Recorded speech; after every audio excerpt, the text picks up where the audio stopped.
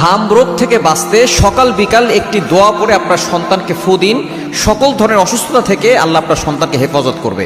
বর্তমানে সারা বাংলাদেশে 100+ শিশু এই হাম রোগে আক্রান্ত হয়ে দুনিয়া থেকে বিদায় নিয়েছে।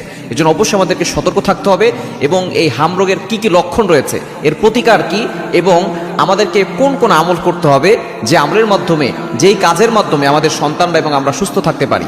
1 নম্বর আমরা জানবো যে হাম রোগের কি কি লক্ষণ রয়েছে। এর 1 নম্বরই লক্ষণ হচ্ছে জ্বর ওঠা এবং সেটা বারবার বেড়ে যাওয়া, 102 থেকে 103, 4, 5 পর্যন্ত চলে যাওয়া, মোটামুটি বেশ কয়েকদিন থাকা এবং ঠান্ডা হওয়া, কাশি হওয়া, চোখ লাল হয়ে যাওয়া।